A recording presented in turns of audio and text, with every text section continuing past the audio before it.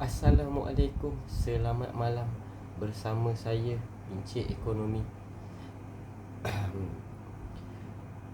Ada topik perbincangan kita pada hari ini ialah persoalan mengenai ekonomi, dengan lebih terperinci lagi, iaitu isu komoditi dan pertanian Malaysia pada masa kini, berkisar pada kenaikan kos input pengeluaran, gangguan rantaian bekalan serantau, serta kebergantungan tinggi terhadap import makanan asas.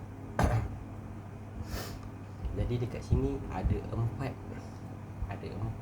faktor utama kenapa harga makanan tu melonjak, makin lama makin tinggi. So yang pertama ialah kenaikan kos input pertanian. Jadi harga baja seperti baja NPK dan racun pertanian dilaporkan melambung tinggi sehingga menjejaskan kos operasi para petani dan pekebun.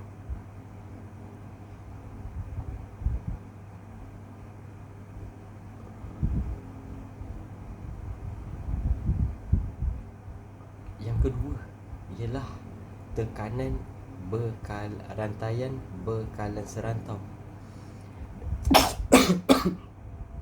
Dasar ekspor dan pembaruan takbir urus di negara jiran, contohnya di Indonesia, memberi risiko gangguan pasaran perdagangan serta rantaian bekalan makanan.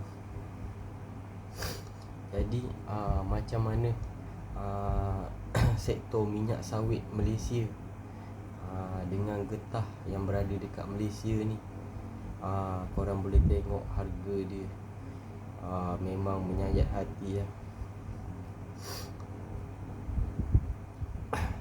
So yang ketiga ialah keterjaminan bekalan makanan.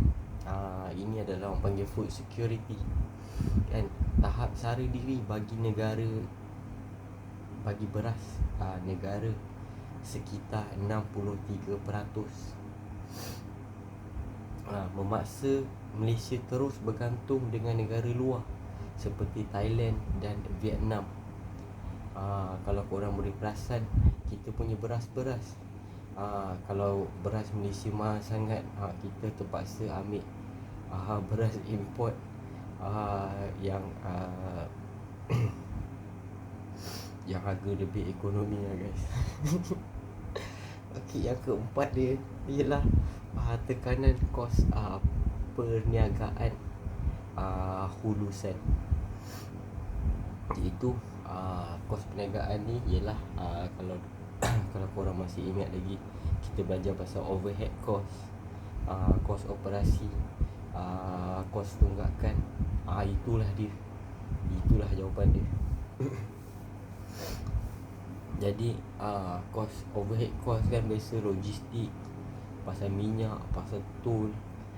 Jadi semua pun kau nak claim juga kan, nak buat macam mana kan. Jadi setakat itu saja. Kita akan bincang lagi dalam sesi yang seterusnya. Sekian, terima kasih. Assalamualaikum.